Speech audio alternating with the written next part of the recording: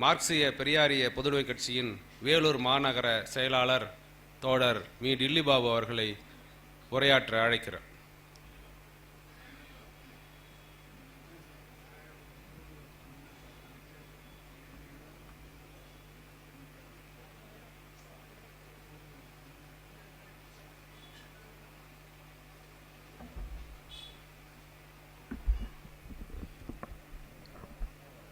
சிந்தனையாளன் பொங்கல் மலர் வெளியீட்டு விழா, ஐயா வே. ஆணைமுத்து அவர்களின் நூற்றாண்டு விழா. இந்த நிகழ்விலே பங்கேற்றுள்ள பெரியாரிய உணர்வாளர்கள் அனைவருக்கும் வணக்கம். பெரியாரை பற்றி இழிவாக பேசுவதே தன் கட்சியின் கொள்கையாக வைத்துள்ள சீமான் அவர்கள் நாள்தோறும் பெரியாரை அவமதித்து பேசுவதையே கொள்கையாக வைத்துள்ளார். அப்படி அவர் சொல்லும் குற்றச்சாட்டுகளில் ஒரு குற்றச்சாட்டு, தந்தை பெரியார் அவர்கள் ஏன் மது ஒழிப்பு போராட்ட காலத்தில் தென்னை மரத்தை வெட்டினார்? கல் இறக்குவதை நிறுத்தினாலே போதுமே, பின் ஏன் தென்னை மரத்தை வெட்ட வேண்டும்? தலையிலே புண்ணு இருந்தால் தலைதானே மொட்டையடிக்க வேண்டும், ஏன் கழுத்தை வெட்டி கொள்ள வேண்டும்? இதுவா பகுத்தறிவு என்று தந்தை பெரியாரை கேள்வி கேட்கிறார். சீமான் அவர்களே, தந்தை பெரியார் அவர்கள் மது ஒழிப்பு போராட்டத்திற்காக தென்னை மரத்தை வெட்டியது 100 ஆண்டுகளுக்கு முன்பு.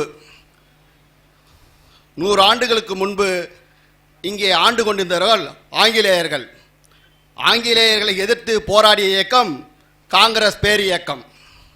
அந்த காங்கிரஸ் பேர் இயக்கத்தின் தேசிய தலைவர் மகாத்மா காந்தியடிகள். மகாத்மா காந்தியடிகள் மது ஒழிப்பு போராட்டத்தை மகாத்மா காந்தி அவர்கள் முன்னெடுக்கிறார்கள்.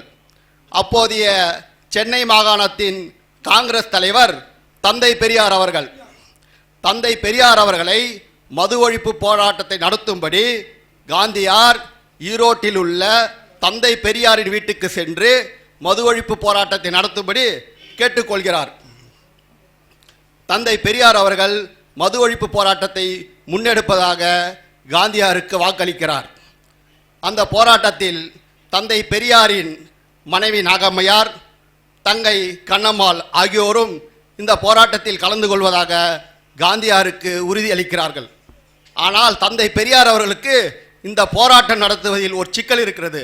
அந்த சிக்கல், தந்தை பெரியார் அவர்கள் தன்னுடைய தென்னந்தோப்பை கள்ளுக்கடை வியாபாரிகளுக்கு சில ஆண்டுகளுக்கு முன்பு குத்தகைக்கு விட்டுவிடுறார்.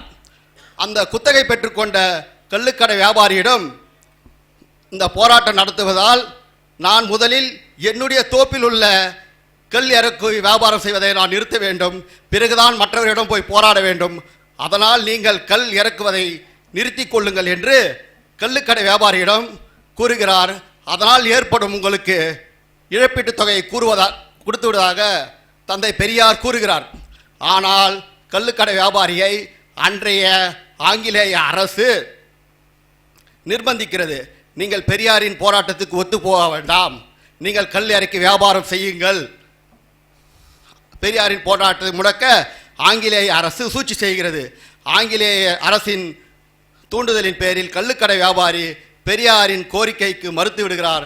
இதனால் பெரியாரின் போராட்டத்துக்கு முட்டுக்கட்டையாகிறது. இந்த சூழ்ச்சியை உணர்ந்த பெரியார் அவர்கள் நீதிமன்றத்துக்கும் செல்ல முடியவில்லை. ஏனென்றால் அன்றைய காலகட்டத்தில் காங்கிரஸ் பேர் இயக்கத்தில் ஒரு தீர்மானம் இருக்கிறது. அந்த தீர்மானம் காங்கிரஸ்காரர் யாரும் நீதிமன்றத்துக்கு செல்லக்கூடாது என்று ஒரு தீர்மானம் இருக்கு. இப்படி கட்சியின் தீர்மானம் நீதிமன்றத்துக்கும் செல்ல முடியவில்லை பெரியார் அவர்களால். இதனால் தந்தை பெரியார் அவர்கள் கள்ளுக்கடை போராட்டமும் நடத்த முடியவில்லை, காந்தியாருக்கு கொடுத்த வாக்கையும் காப்பாற்ற முடியவில்லை.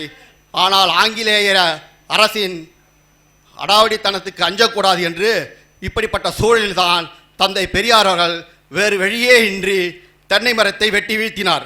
இதுதான் உண்மை. இப்படிப்பட்ட சூழலில் சீமான் அவர்களே, நீங்கள் தந்தை பெரியாரை இழிவாக பேசுகிறீர்கள்.